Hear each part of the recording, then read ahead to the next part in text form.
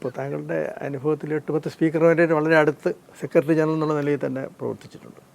അതിൽ ആരെയാണ് ഒരു മാതൃകാ സ്പീക്കർ എന്ന് പറയാൻ കഴിയുക? നമ്മൾ അതിനെക്കുറിച്ച് പെട്ടെന്നൊരു മറുപടി പറയാൻ പ്രയാസമാണ്. ഇതിൽ നമ്മളിപ്പം വളരെ ഒബ്ജക്റ്റീവായിട്ട് ആണ് ഞാൻ ഈ കാര്യങ്ങൾ കൈകാര്യം ചെയ്യുന്നത്.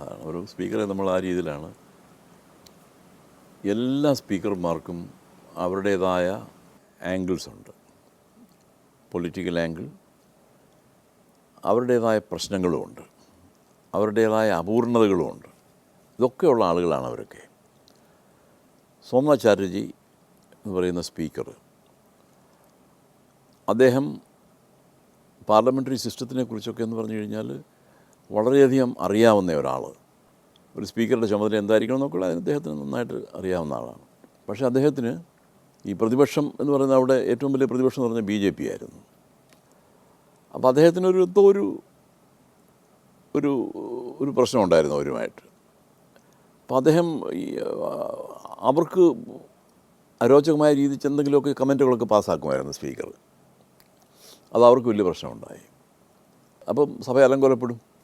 അവരുടൻ സഭയുടെ വെല്ലിലേക്ക് ഇറങ്ങും, നടുക്കളത്തിലേക്ക് ഇറങ്ങും, ബഹളം ഉണ്ടാക്കും, സഭ പിരിയും. ഇങ്ങനെ കുറച്ച് ദിവസം ആയിക്കഴിഞ്ഞപ്പോൾ ഒരു മീറ്റിംഗ് നടത്തി സ്പീക്കറുടെ ചേംബറിൽ. അപ്പം LK അഡ്വാണിയാണ് ലീഡർ ഓഫ് ദി ഓപ്പോസിഷൻ അന്ന്. അപ്പോൾ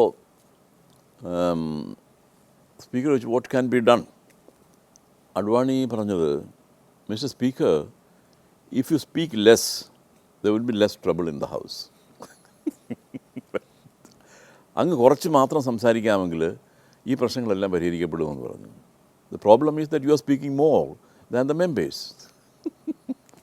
ഇങ്ങനെ അപ്പോൾ പിന്നെ സ്പീക്കർ, അദ്ദേഹത്തിന് വളരെ ഇമോഷണലായ ഒരാളാണ് സ്പീക്കർ സോമനാഥ് ചാറ്റർജി. അദ്ദേഹം അത് പെട്ടെന്ന് ഫീൽ ചെയ്തു.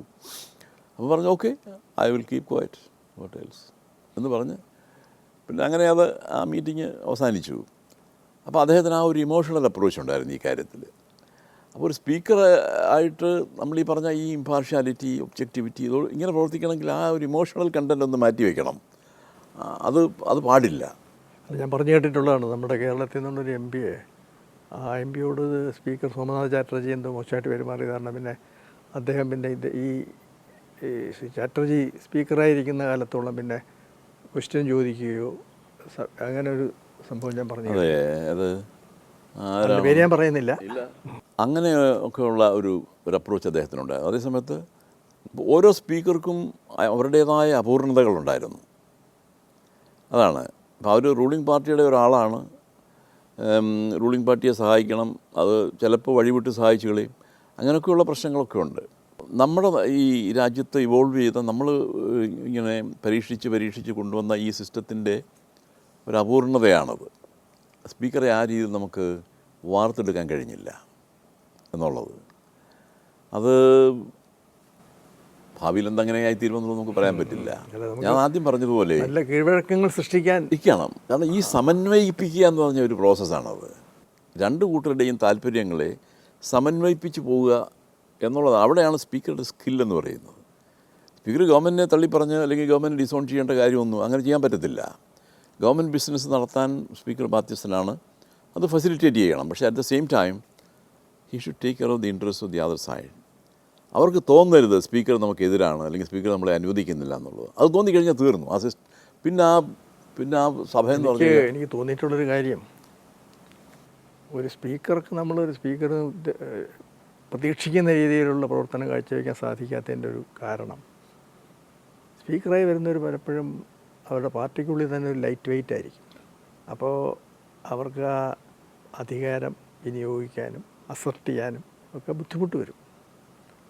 അത് നമ്മൾ വളരെ കറക്റ്റായ ഒരു ഒബ്സർവേഷനാണത്. Based on facts. പലപ്പോഴും ഈ സ്റ്റേറ്റുകളിൽ നമ്മളത് കണ്ടിട്ടുണ്ട്. അത് മനഃപൂർവ്വമാണോ എങ്ങനെയാണെന്ന് അറിഞ്ഞുകൂടാ, അങ്ങനെയുള്ള ഒരാളിനെ പിടിച്ച് സ്പീക്കറാക്കും.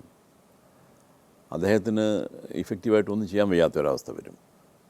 ചെയ്യാൻ പറ്റില്ല, കാരണം ആ ഒരു പൊസിഷനിൽ നിന്ന് വന്ന ആളാണ്. അപ്പോൾ അതുകൊണ്ട് ഞാൻ ഈ പറഞ്ഞ രീതിയിലുള്ളൊരു സമന്വയം എന്ന് പറഞ്ഞാൽ ആ ഒരു പ്രക്രിയ നടക്കില്ല. നടന്നില്ലെങ്കിൽ പിന്നെ സഭ പിന്നെ നടക്കില്ല.